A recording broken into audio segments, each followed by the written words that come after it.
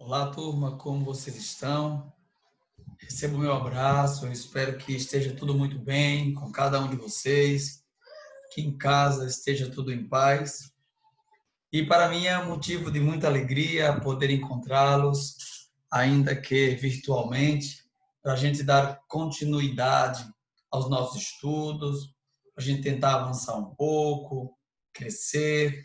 Isso é muito importante, embora estejamos vivendo este momento delicado, se esforçar um pouco para continuar a normalidade da vida é importante, né? Aqui é o professor Antônio Lopes e vamos dar continuidade ao conteúdo Geologia, Estrutura e Idade da Terra, que discutimos na semana passada. Espero que tenha ficado claro. Qualquer coisa vocês vão enviando aí as perguntas, vão comentando para a gente poder ir debatendo, discutindo e construindo isso juntos, né? Para que a gente possa aprender de um modo conjunto. Galera, na aula de hoje nós vamos aprofundar algumas questões, iremos também trazer algumas novidades e é importante que nós estejamos atentos, com o módulo nas mãos, caderno de anotação, vamos aí tomando nota de tudo que a gente achar interessante e se surgir alguma dúvida, mandem pelo portal Positivo On, mandem pelas nossas redes, WhatsApp, Instagram, está disponível para a gente poder debater. Em primeiro lugar, vocês vão marcar o primeiro tópico nosso lá na página 17, chamado Viagem ao Centro da Terra. Esta primeira discussão pode trazer para a gente uma reflexão muito importante, que é exatamente, é possível a gente ir de fato ao centro da Terra? Se a gente parte da concepção de viagem que geralmente temos e que se sai de um ponto do espaço e vai para outro, não é possível. Ninguém ainda foi ao centro da Terra. Mas esta viagem, ela ocorre no plano do conhecimento. Podemos fazer uma viagem ao centro da Terra à medida que buscamos conhecê-lo, que buscamos entender as suas características gerais, aquilo que é importante e que é possível conhecer de toda a base, de toda a estrutura e da dinâmica geológica que ocorre no interior de nosso planeta. Então, esta nossa viagem, ela se dará na perspectiva de conhecer um pouco mais sobre o interior da Terra. Falaremos de camadas, falaremos também do movimento das placas, o que nós chamamos de tectonismo, falaremos da deriva continental e tantas outras questões. Fiquem atentos e venham comigo para a nossa primeira discussão. Como é que nós podemos, então, compreender essa dinâmica? A partir de um aparelho chamado sismógrafo, nós podemos entender parte da dinâmica do nosso planeta. Porque o objetivo deste aparelho é exatamente detectar os tremores. E esses tremores do nosso planeta, da crosta terrestre, é resultado, reflexo desta dinâmica que ocorre no seu interior. Então, partindo desta viagem que fazemos por meio do conhecimento do interior do nosso planeta, a gente precisa compreender as camadas. Portanto, anotem e prestem muita atenção nesta parte. Quais são as principais camadas da Terra? Nós precisamos falar inicialmente do núcleo. O núcleo que é o centro do nosso planeta e que pode ser dividido em núcleo interno e núcleo externo, né? A partir da sua composição, mas também da sua localização no interior. O núcleo interno, ele é a parte mais sólida do centro da Terra e é formado por ferro e níquel, principalmente, e está numa temperatura de mais ou menos 5.500 graus. Se distanciando um pouco, nós teremos a formação de um núcleo com características modificadas, mas que também compõe essa dinâmica no centro do nosso planeta. É o que nós chamamos de núcleo externo. Esse núcleo externo, um pouco mais líquido, ele tem uma composição semelhante, mas, como eu falei, há alguma diferença no que se refere à localização e aos metais, à composição desta parte do núcleo. Depois nós temos, então, o manto. O manto é conhecida como a camada intermediária, que está ali entre a crosta e o núcleo. E, de algum modo, pode ser também caracterizada porque nela está a localização do magma, ou o que nós chamamos de pedra fundida. E é no manto que ocorrem as famosas correntes de convecção. Vamos aprofundar um pouco isso mais adiante, mas, de algum modo, podemos já dizer que essas correntes são responsáveis pelo movimento que ocorre no interior da Terra e tem uma relação com as placas tectônicas, porque acabam sendo também resultado do movimento das placas. E, por fim, nós temos a crosta, a camada mais sólida, que inclusive já discutimos um pouco quando tratamos de litosfera. Esta camada, ela é a camada rochosa, aquela chamada superficial, isto é, a superfície terrestre, onde estamos agora, onde está o solo do nosso planeta, isto é, a litosfera tão importante para o desenvolvimento da vida. Assim, essa discussão inicial nos leva para a compreensão de duas grandes teorias, muito importantes nesse processo de evolução da Terra, porque já discutimos a idade da Terra, e essas teorias também são importantes neste processo de conhecimento do nosso planeta, da evolução do nosso planeta, sobretudo nas bases, na geologia, na dinâmica interior. A primeira delas é a teoria da deriva continental e depois a teoria da tectônica de placas. No nosso material, lá na página 20, nós teremos um tema provocativo: a litosfera fragmentada, isto é, a nossa crosta, a camada superficial da Terra dividida, fragmentada ou dividindo-se em um constante processo de fragmentação. Assim, a gente precisa pensar que a formação dos continentes, a formação da superfície do nosso planeta, nem sempre teve a configuração que tem hoje, exatamente porque passou por um processo de transformação, de evolução. Mas, como se sabe, foi um alemão chamado Alfred Wegener que, em 1912, apresentou uma proposta teórica que trazia a possibilidade da existência de blocos continentais. Esses blocos seriam movimentados por poderosas forças horizontais.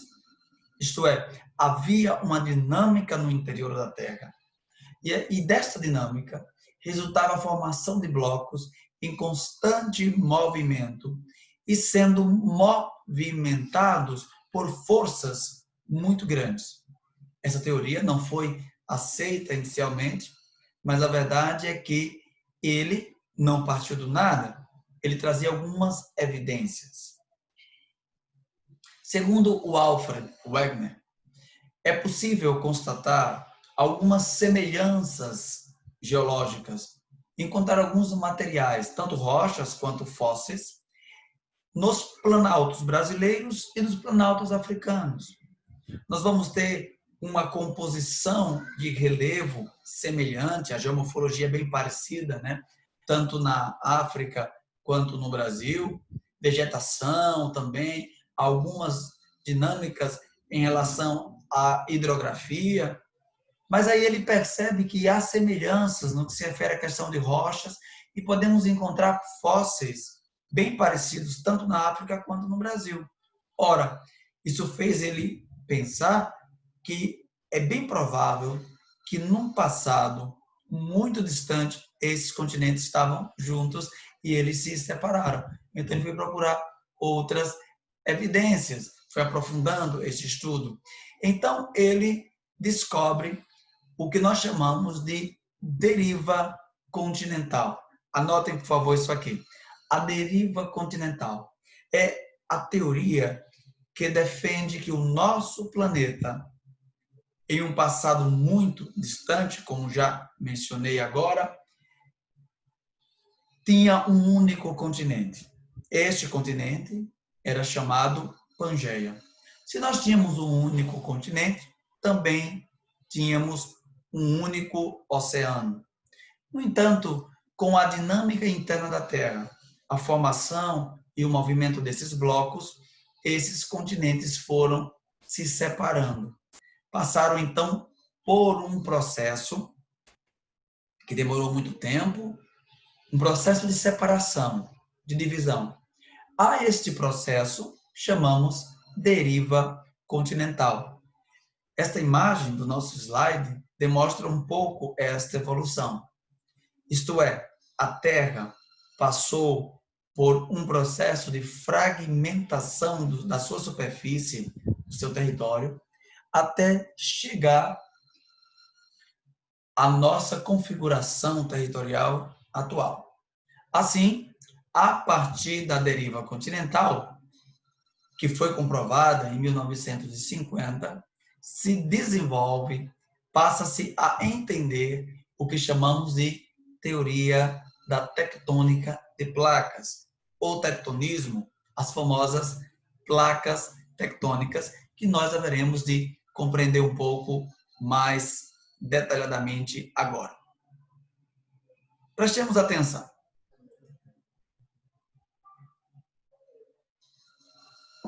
Como sabemos, a nossa crosta terrestre é reflexo, é resultado de um dinamismo, de movimentos que ocorrem no interior do nosso planeta.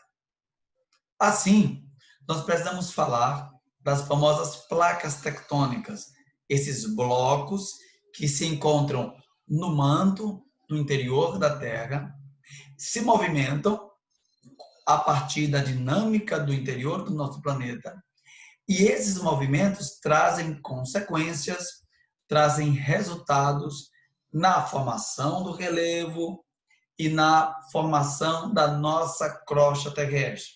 Nós podemos chamar a atenção para algumas principais placas, como a placa antártica, a placa sul-americana e a placa africana.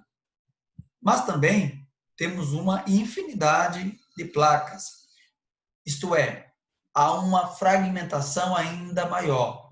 Mas precisamos focar naquelas principais, chamar atenção para a placa norte-americana, a placa sul-americana, a placa africana, a placa euroasiática e a indo-australiana.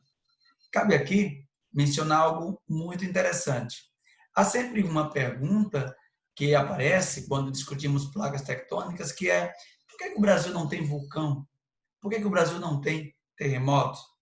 Percebam, então, que todo o território brasileiro, lá da América do Sul, está localizado em uma única placa tectônica. Assim, à medida que esta placa se move, dentro de seus limites e de seus movimentos, todo o território brasileiro vai junto. Não há fissuras, não há rachaduras, o território do nosso país não está localizado no encontro de duas placas. E, portanto, não é uma região vulnerável ou instável do ponto de vista geológico.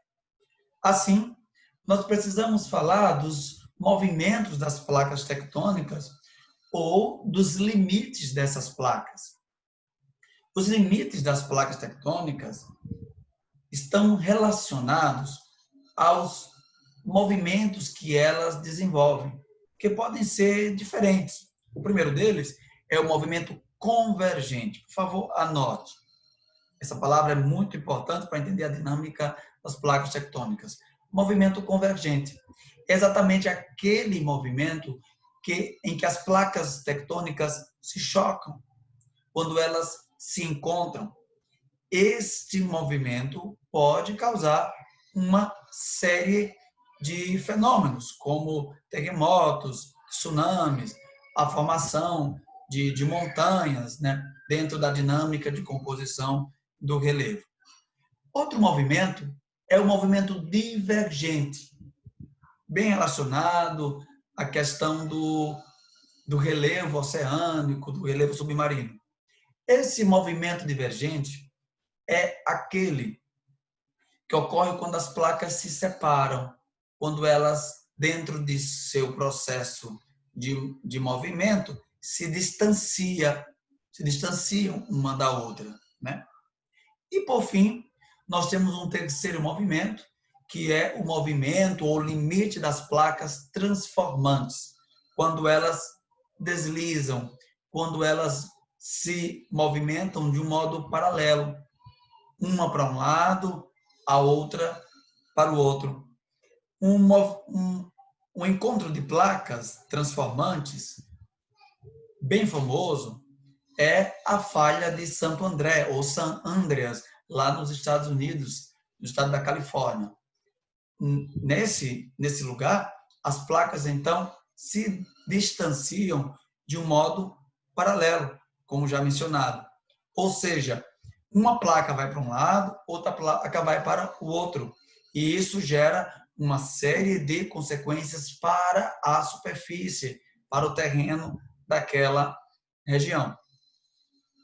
Assim, as placas tectônicas também são responsáveis por muitos fenômenos. Um deles são os abalos sísmicos, os famosos terremotos, né? E aí esses terremotos acabam ocorrendo a partir do movimento dessas placas. Esses abalos aí são medidos, como mencionei lá no início da nossa aula de hoje, pelos sismógrafos, os aparelhos para medição dos tremores. Também temos o vulcanismo, né, que é esse processo de formação de elementos do relevo, que é os vulcões, mas a saída do magma, né, nesse processo aí em que os vulcões expelem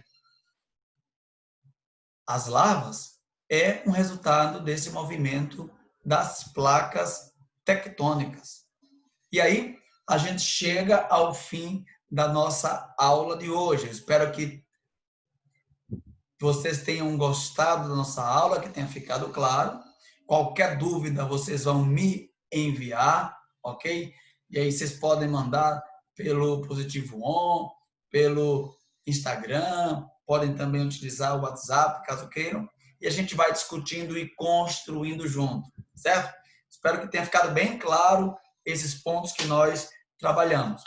Mas agora, eu queria então solicitar de vocês uma atividade complementar para a entrega a partir da nossa aula de hoje, certo? Vocês vão, por gentileza, resolver os exercícios lá da página 24, página 25 e página 26 do nosso módulo. No entanto, à medida que concluírem, irão fotografar e me enviar a página 24 e a página 25, ok? Responder 24, 25 e 26 e me enviar as páginas 24 e 25. Galera, eu agradeço a atenção de cada um de vocês. Muito obrigado por chegarem até aqui. A gente se encontra na próxima aula. Valeu por hoje. Deus abençoe. Tchau, tchau.